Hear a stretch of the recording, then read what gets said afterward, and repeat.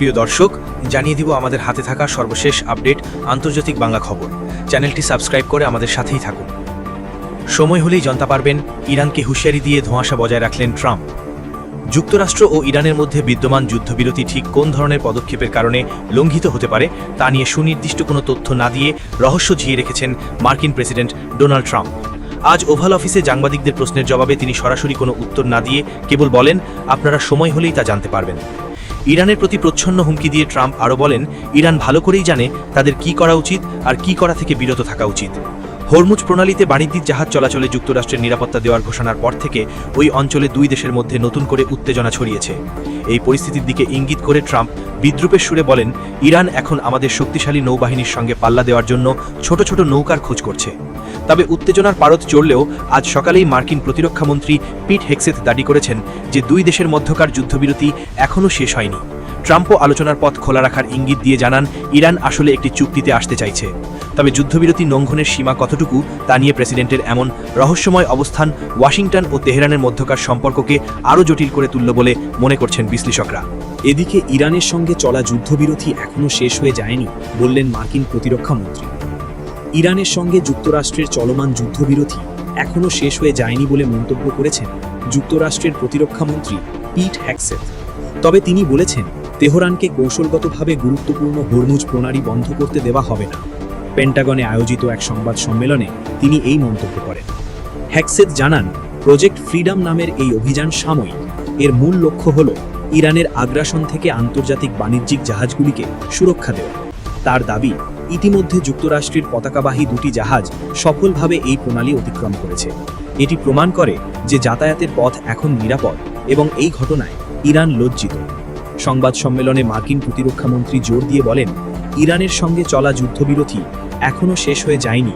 তবে তেহরানকে সতর্ক করে তিনি বলেন, ইরানকে অবশ্যই বিচক্ষণ হতে হবে। তাদের কর্মকাণ্ড যেন এমন পর্যায়ে না যায় যা নতুন করে সংঘাত উস্কে দিতে পারে। উল্লেখ্য, হরমুজ প্রণালী দিয়ে বিশ্বের জ্বালানির শতকরা 20% পরিবাহিত হয়। ইরানে মার্কিন ইসরায়েলি হামলার জেরে হরমুজ বন্ধ করে দেয় তেহরান। আটকে পড়া জাহাজগুলির চলাচলের নিরাপত্তা নিশ্চিত করতে প্রজেক্ট ফ্রিডম অভিযান শুরুর ঘোষণা দেয় ওয়াশিংটন। সবশেষ জানিয়ে দেব, অভিবাসী ইস্যুতে চীনের ওপর ভিসা নিষেধাজ্ঞার হুমকি যুক্তরাষ্ট্রের। যুক্তরাষ্ট্রে অবৈধভাবে অবস্থানরত চীনা নাগরিকদের ফেরত নেওয়ার ক্ষেত্রে সহযোগিতা না করলে চীনের ওপর ভিসা নিষেধাজ্ঞা আরোপ সহ কঠোর পদক্ষেপের প্রস্তুতি নিচ্ছে বলে জানিয়েছেন মার্কিন প্রশাসনের এক জ্যেষ্ঠ কর্মকর্তা। ব্রিটিশ বার্তা সংস্থা রয়টার্সকে দেওয়া ওই কর্মকর্তার ভাষ্য অনুযায়ী সাম্প্রতিক সময়ে যুক্তরাষ্ট্রে অবৈধভাবে থাকা চীনা নাগরিকদের পুনরায় দেশে ফেরত নিতে বেইজিংয়ের উদ্যোগ শ্লথ হয়ে পড়েছে। এই অবস্থায় ওয়াশিংটন সতর্ক করেছে, চীন যদি অবস্থান পরিবর্তন না করে তবে দেশটির নাগরিকদের জন্য ভ্রমণ সংক্রান্ত বিধিনিষেধ আরও কঠোর করা হতে পারে। এই নতুন হুমকি এসেছে এমন এক সময়ে যখন মার্কিন প্রেসিডেন্ট ডোনাল্ড ট্রাম্প আগামী 14-15 মে বেইজিং সফরের পরিকল্পনা করছেন। সফরকালে তিনি চীনের প্রেসিডেন্ট শি জিনপিংয়ের সঙ্গে বৈঠকে অভিবাসী প্রত্যাবাসন ইস্যুটি উত্থাপন করবেন বলে ধারণা করা হচ্ছে। বিশ্লেষকদের মতে, ট্রাম্পের জন্য এই সফর অত্যন্ত গুরুত্বপূর্ণ। আসন্ন নভেম্বরে মধ্যবর্তী নির্বাচনের আগে বেইজিংয়ের কাছ থেকে বাণিজ্যিক ছাড় আদায় করে তা ভোটারদের সামনে তুলে ধরতে চান তিনি। জনমত জরিপগুলো ইঙ্গিত দিচ্ছে, এই নির্বাচনে তার দল রিপাবলিকান পার্টি চ্যালেঞ্জের মুখে পড়তে পারে। হোয়াইট হাউসে ফেরার পর থেকেই ট্রাম্প প্রশাসন কঠোর অভিবাসন নীতি অনুসরণ করছে। অবৈধ অভিবাসীদের ব্যাপকভাবে বহিষ্কার, ভিসা ও গ্রিন কার্ড বাতিল, এমনকি অভিবাসীদের সামাজিক যোগাযোগ মাধ্যম ও অতীত বক্তব্য যাচাই সবই এই নীতির অংশ। মার্কিন কর্মকর্তারা অভিযোগ করেছেন, বহু বছর ধরেই চীন যুক্তরাষ্ট্রের অনুরোধ সত্ত্বেও হাজার হাজার অবৈধভাবে থাকা নাগরিককে ফেরত নিতে অনাগ্রহ দেখাচ্ছে। ট্রাম্প দায়িত্ব নেওয়ার পর বেইজিং যাচাইকৃত চীনা নাগরিকদের ফেরত নিতে সম্মত হলেও বাস্তবে প্রক্রিয়াটি দীর্ঘসূত্রতার মধ্যে পড়ে আছে বলে দাবি ওয়াশিংটনের। 2025 সালের শুরুর দিকে চার্টার ও বাণিজ্যিক ফ্লাইটের মাধ্যমে প্রায় 3000 অভিবাসীকে ফেরত নিলেও গত 6 মাসে এ সহযোগিতা কমে গেছে বলে জানিয়েছেন সংশ্লিষ্ট মার্কিন কর্মকর্তা, যিনি পরিচয় প্রকাশ না করার শর্তে এসব কথা বলেন। ওই কর্মকর্তা বলেন, চীন তাদের নাগরিকদের ফেরত নিতে যুক্তরাষ্ট্রের সঙ্গে পূর্ণ সহযোগিতা করছে না, যা আন্তর্জাতিক দায়বদ্ধতার লঙ্ঘন। তিনি আরও জানান, পরিস্থিতির উন্নতি না হলে যুক্তরাষ্ট্র ভিসা আবেদনের ক্ষেত্রে বাড়তি অর্থ জামানত, আরও বেশি ভিসা প্রত্যাহার এবং সীমান্তে প্রবেশে কঠোরতা আরোপের মতো পদক্ষেপ বিবেচনা করবে। তবে ওয়াশিংটনে অবস্থিত চীনা দূতাবাস এ বিষয়ে তাৎক্ষণিক কোনো মন্তব্য করেনি। অতীতে চীন বলেছে তারা অবৈধ অভিবাসনের বিরোধী, এবং এটিকে আন্তর্জাতিক সমস্যা হিসেবে দেখে, যা সমাধানে দেশগুলোর পারস্পরিক সহযোগিতা প্রয়োজন। হাজারো অভিবাসী বহিষ্কারের অপেক্ষায়।